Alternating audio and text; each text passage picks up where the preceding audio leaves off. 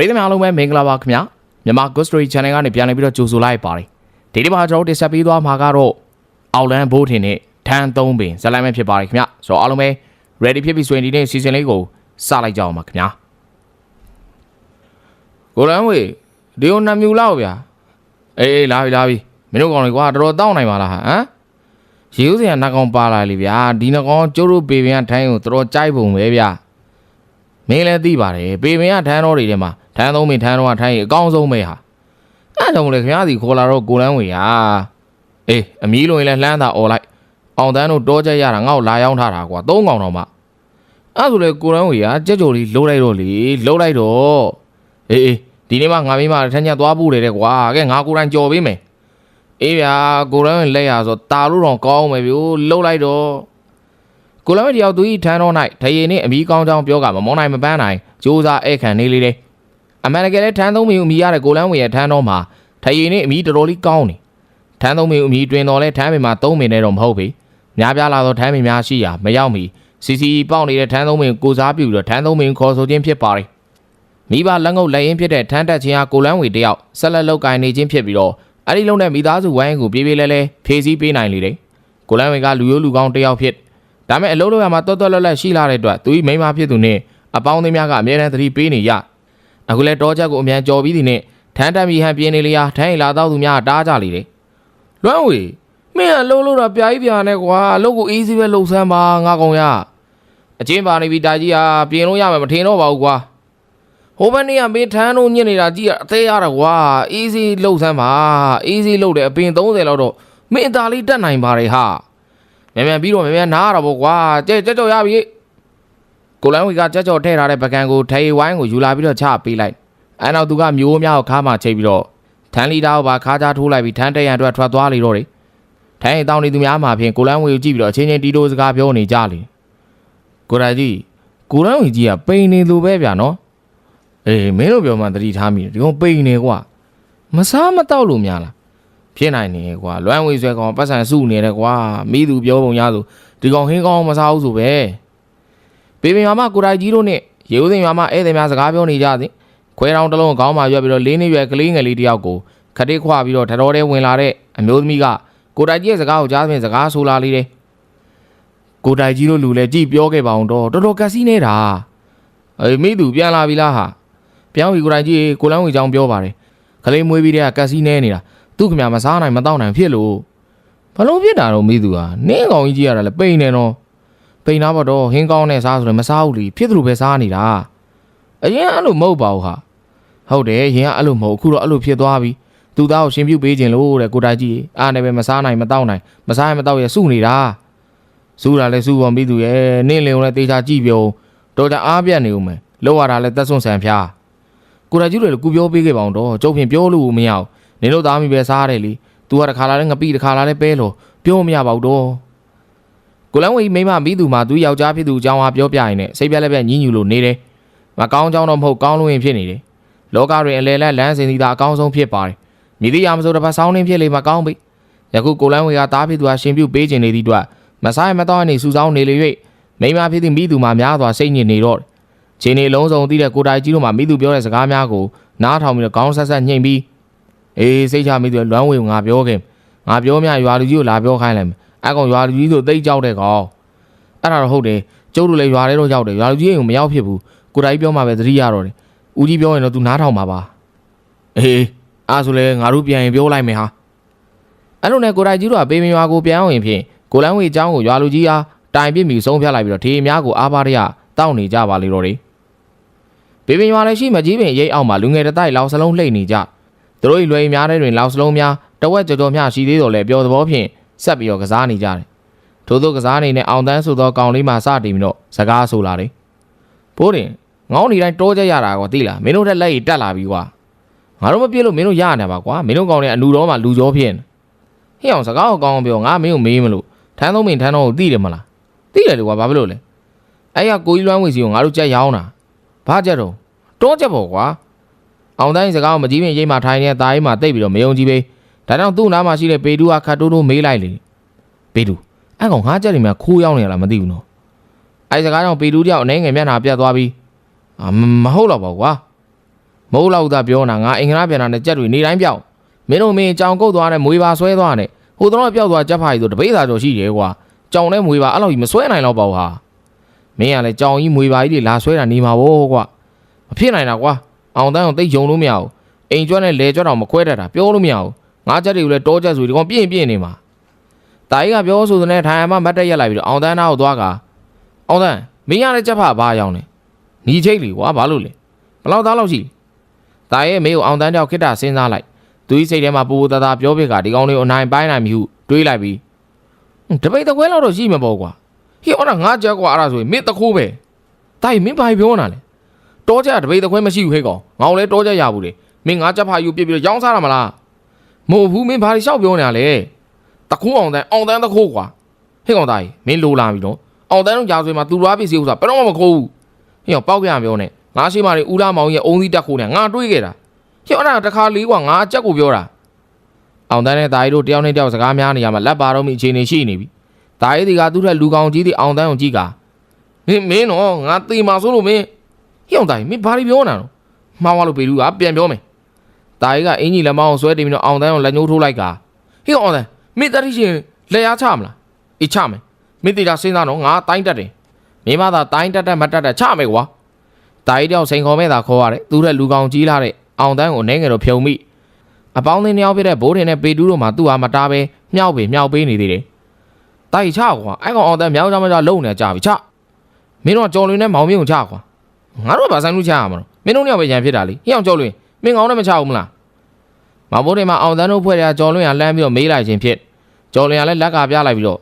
ချပါကွာသူတို့နှစ်ကောင်ရန်ဖြစ်တဲ့ဟာငါစီးဝိုင်းဝိုင်းလိုက်မယ်အဲ့ကောင်တွေစီးဝိုင်းထဲမှာချခိုင်းလိုက်အေးကောင်းတယ်ဒီကောင်လေးကြက်သမားတွေတခါလေးလူချင်းချပါစီချကွာတာရင်တို့အောင်တန်းစီလည်းတကယ်ချမိချိန်တွေတော့အနေငယ်ရှိန်လို့နေပါတယ်တာရင်မှာလူကောင်သေးတော်လေအယိုးမာတယ်ထင်းလုံးကောင်းမပြုတ်ကြတဲ့တတိလက်သွားတော့ငါဆိုရင်ခေါင်းမှာအဖုတစ်ခုပဲမထွက်လေရတာရင်မာကုံမြင်ချင်းကိုအောင်တန်းသိထားတို့မဲ့ယခုမချရိကလည်းမရတော့စကားလည်းလွန်ထားကြီးဖြစ်နေအဲ့တော့အောင်တန်းသူ့အင်ဂျီကိုချွတ်လိုက်သည်ပြင်ဂရောင်းမှာကြိုက်လိုက်ပြီးတော့လက်ခမောက်ခတ်ပြီးတာရင်ဟာစိန်ခေါ်လိုက်ပါလေတော့တယ်တာရင်လာရအောင်ချိန်ကြတယ်မင်းမှားမယ်နော်ငါကြောက်လို့မဟုတ်မင်းတော့ကြခိုင်ရုံဖြစ်တဲ့တာကြီးကမောင်ဘိုးတင်နဲ့ပေတူးမှအင်ကြီးကိုအတင်းချုပ်ပေးနေသည်ပြင်ဂရောင်းမှာမြောင်းကြိုက်ပေးလိုက်ပြီးဟေ့တာကြီးမင်းတိတ်ခါချကံမနေနဲ့မင်းကြောက်နေရလားကြောက်စရာလားကွာတာကြီးတို့ကကြောက်မွေးပါရင်ပြတုတ်ပြီးနှုတ်စကားပဲမဆုံးသေးတာကြီးကပေတူးနောက်မှတွန်းလိုက်တာကြောင့်ကားနေပြီအောင်တန်းရှိရောက်သွားချိန်အောင်တန်းထောက်လက်သီးတစ်လုံးမှာတာကြီးနှစ်ဖူးတဲ့သို့ဝင်သွားလေထိုကတာကြီးတောက်ချက်ခောက်လိုက်ပြီးတော့မင်းတကယ်လို့တယ်ဟုတ်လားရော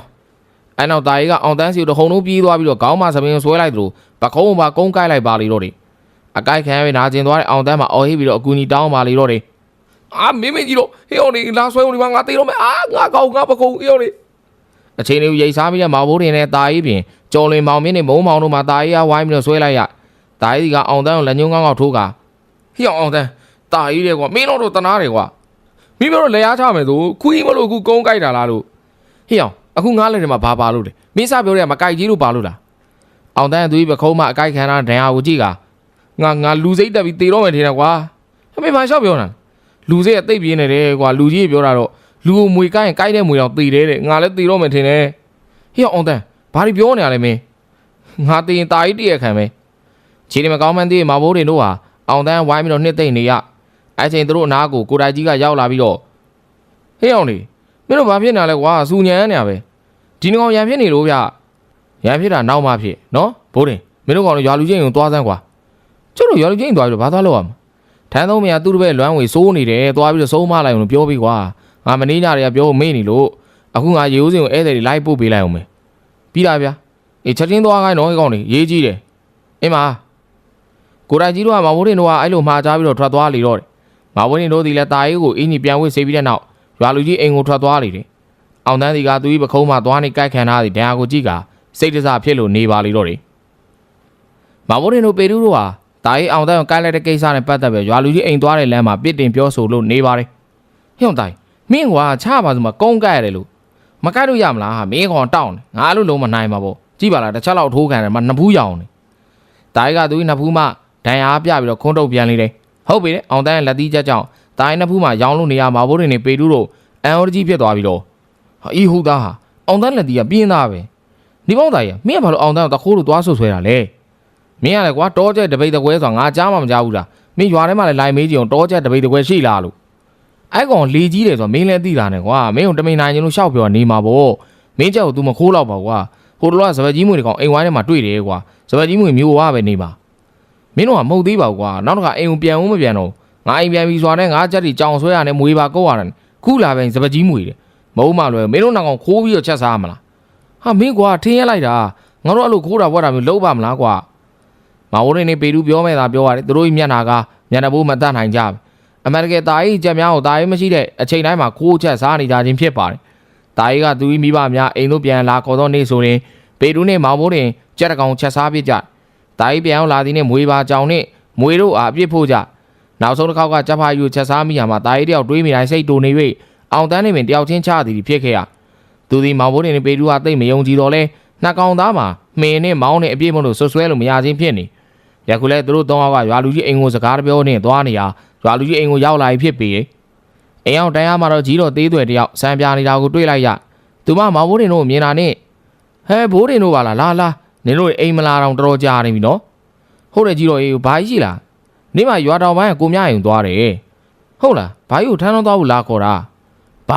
ဘာပြောတယ်ထမ်းတော့သွားဖို့ဟုတ်လားအာထိုင်းတော့မဟုတ်ပါဘူးကြီးတော်ရဘာကြီးတပည့်ကိုကြီးလွမ်းငွေစိုးနေလို့တဲ့ဗျဟဲ့ဘာစိုးတာတော့နေမကောင်းဖြစ်တာဟိုတော့တွေ့တော့ကျန်းမာကြီးပါမဟုတ်ကြီးတော်ရေးစိုးတာဆိုမိုက်တာကိုပြောတာဗျာမဝရင်းတို့ကြီးစကားကြောင့်ကြီးတော်သေးသွယ်မှာတွေ့ငိမ့်ဖြစ်သွားပြီးတော့ဟဲ့ဟုတ်လို့လားဟဲ့လွမ်းဝေကလိမ့်မာပါတယ်တကယ်ပြောတာပါအဲ့ဒါဆုံးမပြီဘာကြီးကိုလာခေါ်တာအရေးကြီးလားအရေးကြီးတာပေါ့ကြီးတော်ရဲ့လူမိုက်ဆိုတာပြောလို့မရဘူးလေမြန်ဆုံးမနိုင်လေကောင်းနေပဲမဝရင်းတို့ကသူတို့စိတ်ထဲထင်ရတွေလျှောက်ပြီးတော့ပြောနေလေတော့တယ်ကြီးတော်သေးသွယ်ဒီကစဉ်းစားမရဖြစ်သွားပြီးတော့အေးဟဲ့လူစိတ်ဆိုတာလဲဘယ်လိုလုပ်ပြောလို့ရနိုင်မလို့နော်ဒီနေ့ကောင်းနေမှမလဲပြန်ဆိုးသွားနိုင်တာပဲကဲရေးကြီးတယ်ဆိုရင်လည်းကိုမြရင်လိုက်သွားပြီးတော့လိုက်ခေါ်ကြအဲ့ဒါကျုပ်တို့သွားပြီနော်ကြီးတော်မဝင်းတို့ကကြီးတော်သေးသွယ်နှုတ်ဆက်ကဘာကြီးများအိမ်ကိုရွာလူကြီးကိုခေါ်ရန်ထွက်ခွာသွားကြပါလိမ့်တော့တယ်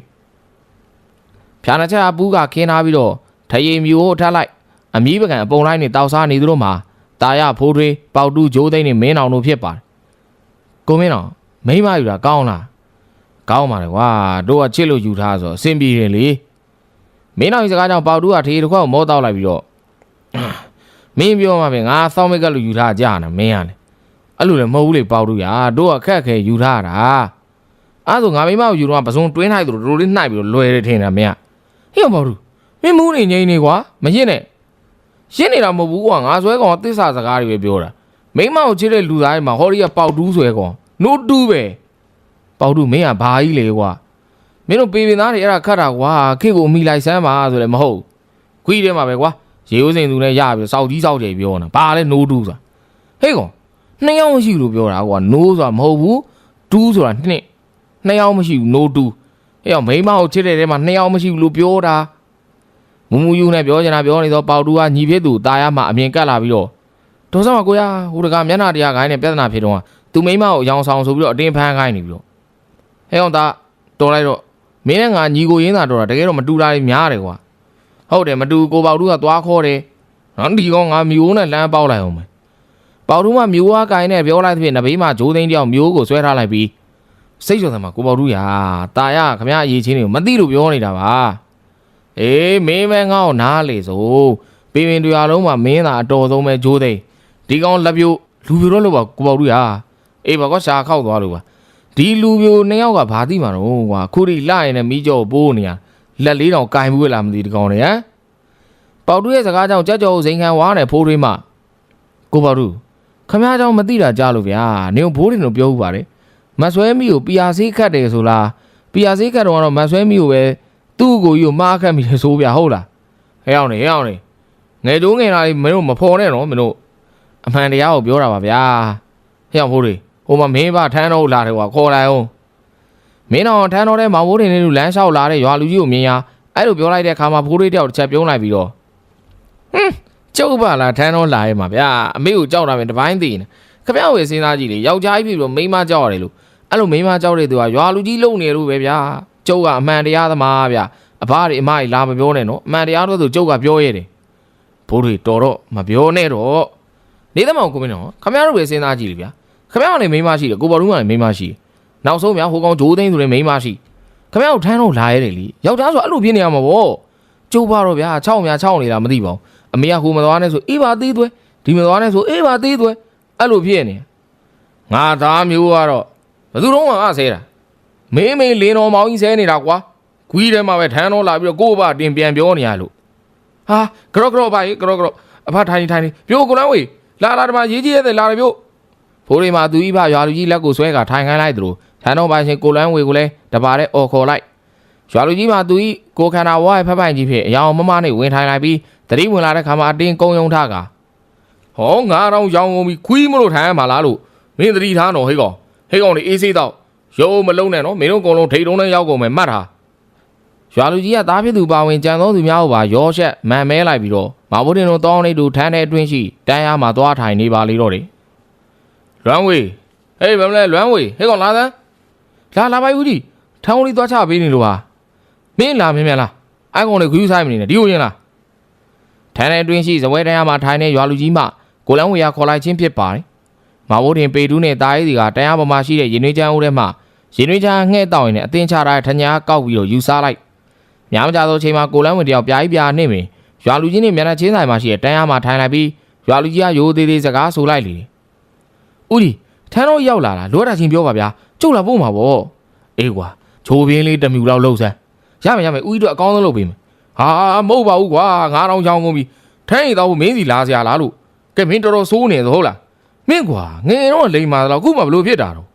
့ဗျာမနေနဲ့မင်းကိုဆုံးမဖို့ငါလာတာထိုင်းရီရောက်တော့ငါနားလေပြီးနိုင်တက်မဲ့ကွာကိုထိုင်းရီကိုပြန်တောက်ပြီးတော့စိုးသွားနေတာတော့မကောင်းဘူးကွာအိမ်အောင်ကြလို့ပိုလိမ်မာပဲထင်တာမင်းကပိုဆိုးနေပါဘူးလားဦးကြီးတခုတော့လွဲနေထင်တယ်ဘာမှလွဲကြမရှိဘူးမင်းငါပြောစကားသာနားထောင်ကြလားအိုးမဟုတ်သေးပါဘူးဗျာမင်းမဘဲသွားလ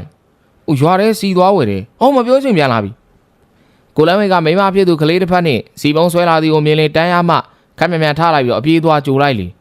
အဲ့ဒီချင်းအကြောင်းရွာလူကြီးကဂျင်းနှန်းစွာပြုံးလိုက်နေသူ၏မျက်နှာချင်းဆိုင်မှာထိုင်လိုက်ကသူ၏မျက်နှာချင်းဆိုင်မှာထိုင်ကထညက်စားတယ်မောင်မိုးနေတော့စကားဆိုလိုက်လေဟဲကောင်နေတွေ့လားငါရောက်တာနဲ့တန်းလိန်မာသွားတာအဲ့ဒါပဲကွာသူတော်ကောင်းတို့မိသည်ပတ်ဝန်းကျင်ကလူတွေကိုကပြောင်းလဲပေးနိုင်သွားရှိတယ်ဆိုတာလေမင်းတို့မှတ်ထားကြတော့ကြားလားဟုတ်ကဲ့တော်တော်ကောင်းတာပဲဗျာနော်ကောင်းတာပေါ့ကွာလူကောင်းသူကောင်းဖြစ်ဖို့ဆိုတာသူ့ဆရာလည်းလူကောင်းသူကောင်းဖြစ်နေမှာကွာကျုပ်ကထညက်ကိုပြောတာဘာကြီးရဲ့မင်းမေကြီးတော့လားမင်းတို့ကောင်တွေလည်းအလက်ကားပဲပညာရှိစကားကိုအရေးမထားဘူးမင်းတို့ကောင်တွေမောင်မွေးတို့3ယောက်ဟာမစီမဆိုင်ဟင်းရောက်နေသဖြင့်တို့3ယောက်ဒီလည်းငြိမ်နေလိုက်ကြများမကြသောချိန်မှာတော့ကိုလန်းဝေတို့သားမိသားဖ3ယောက်ဟာတဲတဲကိုဝင်လာကြကိုလန်းဝေမိမမိသူကရွာလူကြီးကိုမြင်လာနေပြုံးရွှင်သွားစကားဆိုလေတယ်ဥယျမျောနေတာဥရဲ့ဥတပည့်ကအခုတော်တော်စိုးနေလို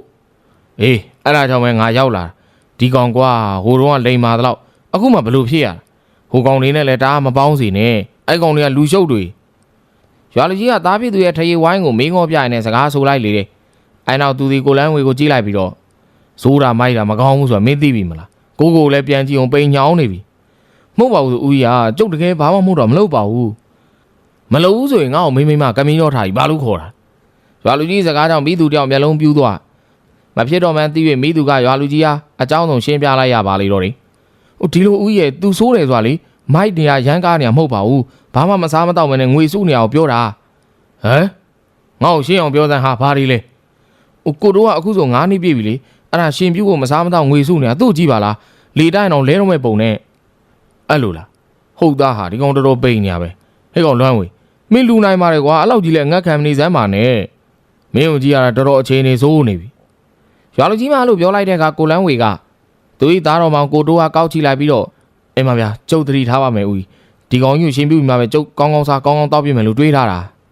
အဲ့လိုလည်းမဟုတ်ဘူးလေကွာမင်းကလည်းထိုက်တဲ့လောက်တော့စားတော့အောင်မှာပေါ့ကျမ်းမာမှာအလုပ်လုပ်နိုင်မှာကွာမင်းမကျမ်းမာလို့ထမ်းမတတ်နိုင်မင်းစီဘယ်သူမှထိုင်းရင်လာတော့မှာမဟုတ်ဘူးလေ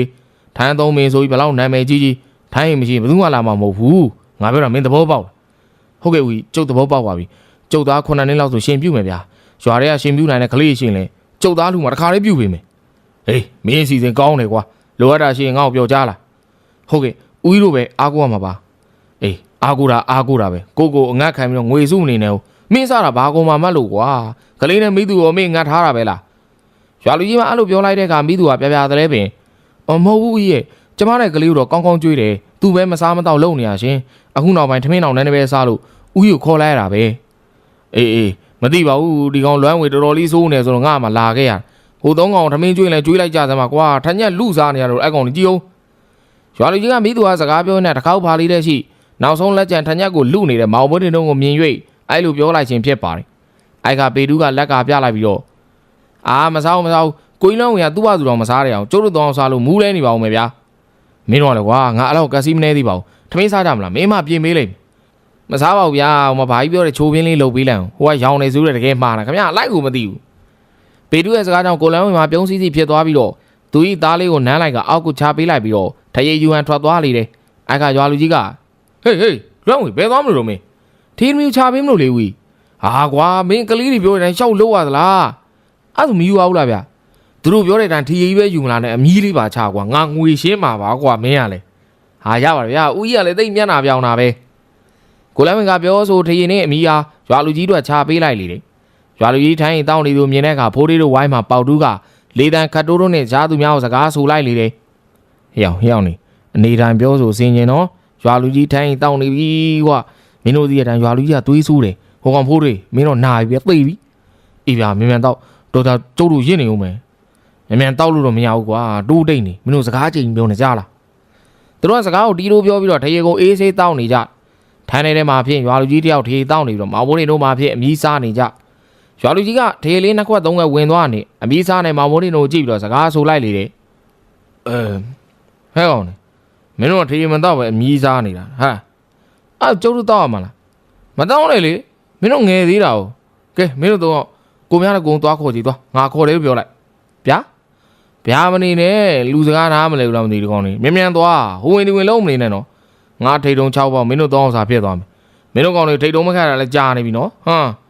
်မခတ်ပါနဲ့ပါရာကျုပ်တို့မြန်နာပါမယ်မဝိုးတင်တော့ပြောဆိုကြွကြော်တယောက်တစ်ဖက်ကြခက်မြန်နှိုက်လိုက်ပြီးတော့ရွာဦးဘက်ကိုခြေဦးလှည့်လိုက်ကြပါလေတော့လေမဝိုးတင်တို့တော့ခေါ်ဆောင်မှုဖြင့်ထန်းသုံးပင်ထန်းတော်တို့ဦးအောင်နဲ့ဘာကြီးများတို့ရောက်ရှိလာကြသူတို့ကထန်းထဲမှာရှိတဲ့ဇဝဲတန်းရမှာထိုင်းတောင်းနေကြသူတို့နှစ်ဘေးမှာတော့မဝိုးတင်တို့တော့အမီးစားနေကြတယ်အဲ့နောက်ရွာလူကြီးကထိုင်းအိုးများကိုပြင်ဆင်နေတဲ့လွမ်းဝေရခေါ်လိုက်ဟဲ့လွမ်းဝေလောင်းဟုတ်ကဲ့ဘာလို့လဲဦးငါလိုရမင်းလှုပ်ပေးနိုင်လို့လားဗျာမနေနဲ့တော့ငါလိုအပ်နေတာရီမြင့်လေးဟိုရီမြင့်လေးဦးဘာပြောတာလဲမင်းပြောတော့ငါဘာလို့လဲဆိုရီမြင့်လေးကိုသာရမယ်ဆိုငါစီးတဲ့ဥစ္စာတွေပြီးတော့ငါမိမသေးတယ်ရောငါတောက်ပါလိုက်ပြီးမယ်ကွာရွာလူကြီးအတန်ခက်ကြဲကြဲပြောစကားကြောင့်ထန်းတော်တဲ့ရှိလူများအားလုံးရွာလူကြီးကကွက်ကြီးလုံနေကြအခြေအနေကိုသိတဲ့ဦးအောင်မှာကိုမောင်ကြီးစိတ်ထင်းဦးလေဗျာခင်ဗျငယ်တော့တာလည်းမဟုတ်ဘူးဘာလဲကိုကျုပ်တို့စေတော်တက်တွေပါဗျာဟာကိုမောင်ကြီးခင်ဗျဘာတွေပြောနေတာလဲကျုပ်ပြောမှားလို့လားကျုပ်တို့တက်တွေကရာကြော်နေလို့လားဟမ်ကျုပ်ပြ60ပဲကြော်သေးတာကြီးမကမင်းတော်ထားမိလို့ဟိုကောင်ဖိုးလေးဆွဲကောင်ရလာတာရွာလူကြီးအတော့မူးနေဖြစ်ဘာကြီးများဒီကထေးတစ်ခွက်မောတောက်လိုက်ပြီးတော့ကိုလန်းဝေကိုလက်ရပြကလွမ်းဝေသွားလှုပ်ရှားရှိတာသွားလို့သွားဘာမှမဟုတ်မောင်ရှောက်ပြောနာရီမင်းဆိုတာဒိုးခေတော်ပြဆန်မင်းသမီးဒီကောင်တိတ်ကြိုက်တာလေကွာဟိုအပြင်သူ့တိတောင်မသိဘူးအရမူးတိုင်းဒီပြဆန်မင်းသမီးကြီးတာနေတာမင်းတို့ရွာလူကြီးကောင်းမှာအမာရွတ်တွေအဲ့ဒါမူးလာတိုင်းရီမင်းကိုတာနုသေးသူကငဲဥချပွေးနဲ့ထုထားတာဟေ့ဘိုးတွေမင်းဖကိုဂူးဆိုင်လိုက်မင်းဖအရင်လိုကိုကန်စွာမရှိတော့ဘူးဘာကြီးများစကားကြောင့်အားလုံးပြုံးစီဖြစ်သွားကြရွာလူကြီးတွေကဘာကြီးများကိုမကြည့်သလိုကြည့်လိုက်ကဘာလဲကိုမြခင်ဗျာရီမင်းလက်ကိုကန်ခဲ့ရဆိုမန်တက်နေရလားကြက်ပေးပြီးလက်ကန်လာလို့ကျုပ်လေးလို့လို့ရတယ်ဗျာကျုပ်ကမေတ္တာစင်မေတ္တာမှန်ကိုလိုချင်တာခင်ဗျားเจ้าမသိဘူးမထင်နဲ့နော်ရီမင်းကိုနွားတရှင်းပေးမယ်ဆိုပြီးကြံတာကျုပ်မသိဘူးထင်နေလားဟေးကောင်မောင်ကြီးမင်းဘာတွေလျှောက်ပြောနေရတော့ခင်ဗျားဘာအတိမြန်လို့နွားမဆုံးတာလဲကျုပ်သိရင်နော်အဲ့ကလေးကရီမင်းကျုပ်ကိုရက်ဆက်မယ်ဆိုတော့ကျုပ်သဘောပေါက်သွားပြီဗျာရွာလူကြီးနီးမှနေနေဦးအောင်မှာရွာလူကြီးလက်မောင်းပုတ်လိုက်ကရွာလူကြီးဟာတက်တွေလည်းကြီးနေပါအဲ့ဒါပြောမနေပါနဲ့တော့ကျုပ်တို့ဆိုတာကိုခင်ဗျားလည်းရှောက်ပြောမနေနဲ့ရေဦးစင်ဟာပြိုကြီးမတ်ဆုံဘလောက်နဲ့တင်တောင်းအောင်လဲသွားပြောတယ်ဆိုခင်ဗျားစီကိုဘိုးတွေမရောက်ခင်နှစ်ကလေးဗျာခင်ဗျားတော်အကြံကြီးတဲ့သူပဲဗျာတသက်စားမကုန်ကြံတာခင်ဗျားကိုမောင်ကြီးခင်ဗျားဘာတွေပြောနေရလဲကျုပ်ပြောတာမဟုတ်လားကြပြောတယ်မဟုတ်လို့လားဟုတ်တယ်လေဒါမဲ့ဗျာခင်ဗျားထေးမူးတာနဲ့ကုန်ပေါ်ကုန်ပြီပေါ်ရမယ်ပေါ်ရမယ်လောကကြီးကရိုးရှင်းတယ်လူတွေကမရိုးရှင်းဘူးလောကကြီးကမရက်ဆက်ဘူးလူတွေကရက်ဆက်တယ်ရီးမင်းရေကိုခေါ်နေရီးမင်းကြားလားဘဝဖဖနဲ့ရွာလူကြီးကတန်းရမှာမတ်တက်ရက်လိုက်ပြီးတော့ တဲပြင်ကိုထွက်ကလောကကြီးနေပါတိုင်တယ်ပြီးတော့အော်နေသဖြင့်ဦးအောင်နဲ့ဘာကြီးများတို့ရွာလူကြီးနောက်မှာလိုက်သွားကြလေတော့ထမ်းမရောက်မှဝိုင်းဖွဲ့နဲ့ဖိုးလေးတို့အဖွဲ့မှဖြင့်သူတို့မရှိသေးလားငြိမ်ကုန်နေကြအတန်လည်းမထွက်ရဲပြီရွာလူကြီးကိုကြည့်ရသည်မှာပုံမှန်ချင်းနေတော့မဟုတ်ပေဦးအောင်နဲ့ဘာကြီးများမှာခွက်ပုံးချနေကြသူများမလို့တေးုံမပြတ်ပေမဲ့မတော့တာကြာဖြစ်တဲ့ရွာလူကြီးမှဖြင့်အတော့ကိုတေးုံပြတ်လှသို့မဲ့မိသူမှတော့မပြောရဲပြီဘယ်တော့ဆိုတော့ရွာလူကြီးဖြစ်နေဖြစ်တော့ရွာလူကြီးကထန်းတော်တစ်ပတ်လှည့်သွားပြီးတော့များမကြသောအချိန်မှာငိန်ကိုရင်နေတဲ့ဖိုးလေးတို့ဝိုင်းအောင်ပြန်လဲရောက်ရှိလာပြီးအဲ့ဒီဝိုင်းမှာဝင်ထိုင်လိုက်ကမင်းတို့ကောင်တွေကငါဩဝါဒပေးစရာရှိဟုတ်ကဲ့ရွာလူကြီးဒီကောင်ငါသားဒီကောင်သိရမလားဖိုးတို့ကောင်ပုတ်ပြပြီးတော့စကားဆိုလိုက်အားလုံးမှာဦးကောင်ညှိမ့်ပြပြီးတော့တီချောင်းပြောလိုက်ရလေတယ်အဲ့ခါရွာလူကြီးကသားဖြစ်သူဖိုးတို့ရဲ့ဦးကောင်ခက်ဆက်ဆက်ရိုက်လိုက်ပြီးတော့မင်းတို့ပြောအောင်မယ်ကွာဒီကောင်ငါသားဟုတ်ရလားမသိဘူးဘာလို့ရွာလူကြီးရဲ့ဘာဖြစ်ရမလဲကွာဒီကောင်ညံ့ချက်မိကျော်ယူချင်တာလဲပြာလို့အလိုလိုက်တာလဲခြာလို့ကွာငါနဲ့နေရာချင်းသာလဲလိုက်ချင်းဘာတော်မူးနေတယ်ဗျာပြန်အောင်ဗျာကျုပ်လိုက်ဖို့မယ်ဟဲ့ဘာလဲဖိုးတွေမင်းငါပြောတော့မဟုတ်ဘူးလို့ညင်းတာမင်းကွာကောင်မလေးတယောက်စီအဖေရောက်နှစ်တွေကြာကြီးစောင်းရတယ်လို့မင်းရွာလူကြီးရဲ့စကားကိုသားမှဝင်ပြီးတော့ထောက်ခံလိုက်တယ်ရွာလူကြီးပြောတာမှန်တယ်ဗျခုဆိုရီးသားလို့တငယ်ချင်းလို့ဘာလို့ညာလို့စင်မှာပဲရှိသေးအကောင်အတုံးမကြောက်ဟေးကောင်သားရမင်းငါသားပဲပြောမနေမင်းလည်းဘာထူးလဲမင်းတို့တူတူနဲ့နူနူကြီးပဲဟေးကောင်လေးဘာကြည့်နော်လူကြီးသူမလေးစားမသိလားဘာဖျဲလဲဟိုမဲ့ဟိုမှာမင်းတို့မင်းလေနေတဲ့ကြီးရဲ့လူကြီးမြင်လားမိုးတို့မတဲ့ရက်နေနေရာပေးလိုက်ပါဒီကောင်လေးငါထိတ်အဖဘာပြောနေတာဗထိတ်တုံးနဲ့တွေးတော့မယ်လို့ပြောမလို့ကွာကိုလန်းဝေကိုဆုံးမရောက်လာရွာလူကြီးမှာယခုတော့ထိမ်းမြောင်ဖြစ်လို့နေပါပြီရွာလူကြီးမလို့မိသူမစကားမမားရဲပြီဦးအောင်နဲ့ဘာကြီးများကိုလည်းလူငယ်များရှိနေသည့်ဝိုင်းတွင်အတင်းထိုင်ခိုင်းတာကြောင့်ကြီးကောင်ကြီးမနဲ့စိတ်မသက်မသာဖြင့်ဝင်ထိုင်နေရပုံပေါ်တယ်ပေါတူးစီကအထာနှက်ပြီးတော့ရွာလူကြီးတို့ဝါးကြောင်တစ်သွားယူကထိုင်ရီကိုထည့်ပေးလိုက်ပြီးကျုပ်ကရွာလူကြီးရဲ့ထက်မြက်တွေကိုတိတ်ပြီးတော့သတိမထားမိတာဗောရွာလူကြီးကငယ်တော့ဆိုတိတ်ဖြောင်းဆိုပဲဗျမသိဓာတ်ရှင်မင်းသားလိုပဲဆိုဝိရင်ဘန်ကောင်ဆိုမှဝစ်တာကိုဆိုဗျပြိုးတိုင်းကြိုက်တဲ့နှင်းစီကိုင်ဆိုပြိုးတိုင်းတော့လောက်ပါပေါတူးရအိုးတယ်ပြိုးတိုင်းကြိုက်တဲ့နှင်းစီပွင့်ကြီးဆိုဗျဟိုတခေတ်တုန်းကတော့မောင်ကြီးခေဖြစ်ခဲ့တာဗောကွာမင်းကြီးတော်ကြီးတော့ငါဟာကြိုက်သေးတယ်ကွာပေါတူးတောင်မြည်သည့်စကားမှထပ်မပြောရတော့ပြီထပ်ပြောပါကသူကြီးမာရာမိခင်ကြီးမှလည်းပါလာနိုင်သောကြောင့်ဖြစ်ပါတယ်ဒါလိုနဲ့ပေါတူးတို့ကမဘိုးတင်တို့ကမျက်ရည်မျက်ခြေပြပြီးခေါ်လိုက်ကဟေ့မင်းတို့ရွာလူကြီးလာထိန်ဦးလာတော့ကိုလုံးဝင်ဆုံးမစကားလာပြောတာသူခုတော့သူ့ဆုံးမဖို့ဖြစ်နေပြီကွာခင်ဗျားလည်းပေးပင်သားဗျာရွာလူကြီးကခင်ဗျားတို့ရွာလူကြီးပဲကိုကျုပ်တို့ပြန်တော့မယ်ဟာရောက်နေအဲ့လိုလုပ်လို့မရဘူးလေကွာမဘိုးတင်တို့မှအမီးစားလို့ဝိုင်းမလို့ပြန်ပြင်လိုက်ကြသူတို့မပြန်ခင်ထညက်သွားဝယ်မျိုးတွေးပြီးတော့ကိုလန်းဝင်ကြီးသွားလိုက်စီကိုလန်းဝင်တယောက်ခါတွင်မျိုးများခြိတိုင်းနဲ့ရိမ့်ရိုင်သွားပြင်ဆိုရင်ကြီးသွားလိုက်ကကိုလုံးဝင်အစင်းပြေးလားအပြေးပါတော့ကွာဘာမှဖြစ်ပါဘူးမလုပ်နေဗျာခင်ဗျားတို့ကြီးကတိတ်မဟန်ဘူးထမ်းမတက်ပါနဲ့လားမင်းတို့ကလည်းကွာရပါတယ်ဆိုဖြေသေးပါဘူးဗျာအမကြီးပြောမကြီးမောင်မင်းတို့ကကိုလန်းဝေကြီးလက်မောင်းကိုကိုင်းနဲ့ကိုလန်းဝေကြီးမိမဖြစ်သူကလမ်းခေါ်လိုက်လေများမကြသောအချိန်မှာမိသူရောက်လာဘိုးတင်တို့ဘာဖြစ်လို့လဲဘာဖြစ်ပါဘူးမယောက်ျားထမ်းမတက်ခိုင်းမှနဲ့လို့လားခုနလဲကြမလို့ဖြစ်သွားတယ်နေမကောင်းလားမသိဘူးအားနေနေနေမှာဗောဟဲ့ငါလည်းပြောပါတယ်ကိုလန်းဝေရှင်ဒီနေ့ထမ်းမတက်နဲ့တော့မိသူကမောင်ဘိုးတင်တို့ကပြန်လဲဖြေချားနဲ့သူမယောက်ျားဖြစ်သူကဟန်တားလိုက်အဲ့ခါကိုလန်းဝေက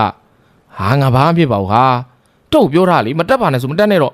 ့နေရလဲဟာဒီလိုလို့ဟိုထမ်းသုံးပင်ပဲတက်မယ်အဲ့ဒီပင်တွေကနှိမ့်နေပြီးတော့မနေ့ပြန်ရေဦးစံလူတွေလာမှာမို့လို့ဟ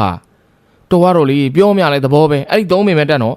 အေးပါငါသားလေးကိုတေချာကျူးဆိုင်အောင်ငါသားကိုရအောင်ရှင်ပြူပေးမှာနော်နောက်နေ့ဆို6နှစ်ပြည့်ပြီလူမယ်ဆိုလူလို့ရနေပြီဟာငါစုတာတော်များနေပြီအေးမှာတော့အေးပါနေလဲကျူးဆိုင်သားလေးလည်းကျူးဆိုင်နော်တော်ရလဲနော်ခုမှသားလေးနဲ့ကဲဘိုးတွေတို့မြင်ပြီးမဟုတ်လားနင့်ကွာဘလို့မှပြောလို့မရဘူးအလုပ်ပဲလုပ်ချင်တယ်တကယ်သူဒီညနေအပေ20လောက်တက်မှာအဲ့ဒီသုံးပင်တော့မတက်နေလို့တားလို့ရမှာမဟုတ်ပါဘူးဟဲ့မိသူကထမ်းတဲ့အတွက်ထွက်ခွာသွားတယ်သူမယောက်ျားဖြစ်သူကြည်ရင်မောင်ဘိုးတင်တို့ကပြောဆိုနေခြင်းဖြစ်ပါတယ်မောင်ဘိုးတင်တို့ကကိုလန်းဝေကိုကြည်နေရင်ထဲမှာအမျိုးမြင်မသိခံစားချက်တစ်ခုဖြစ်ပေါ်လို့လာပါလိမ့်တယ်သို့ပေမဲ့ဦးအောင်နဲ့ဘာကြီးများမှာသူတို့ပြန်တော့မီအော်ခေါ်လိုက်တာကြောင့်ပေတူနဲ့တားအိမ်မှာသူ့ဟာလက်ဆွဲ၍ရွာလူကြီးတို့ရှိရာဖိုးထွေးတို့ထေဝိုင်းတို့ထညက်ပင်မဝယ်နိုင်တော့ပဲအလင်းမြန်မင်းသွားလိုက်ကြပါလိမ့်တော့တယ်အောင်လန်းဘိုးတင်နဲ့ထန်းသုံးမင်းဒီကအီမြသာမကြမီအောင်လန်းဘိုးတင်နဲ့စေတနာအမီရတဲ့ဇလန်းလေးကိုတင်ဆက်ပေးပါအောင်မယ်ခင်ဗျာဟုတ်ကဲ့ပါဒီနေ့မှာကျွန်တော်မြန်မာ Ghost Story Channel ကနေတင်ဆက်ပေးခဲ့တာကအောင်လန်းဘိုးတင်နဲ့ထန်းသုံးမင်းအမီရဇလန်းဖြစ်ပါတယ်နောက်နေ့မှာလည်းဘိုးတင်ဇလန်းများဆက်ပြီးတော့ရှိနေမှာဖြစ်တဲ့အတွက်စောင်းမြော်နားဆင်အားပေးကြဖို့ဖိတ်ခေါ်ပါရစေဒီနေ့မှာအချိန်မီနားဆင်ခဲ့တဲ့အတွက်ပရိသတ်များအားလုံးကျေးဇူးတွေတင်ရှိပါရခင်ဗျာကျွန်တော်အန်ခေမှုပါ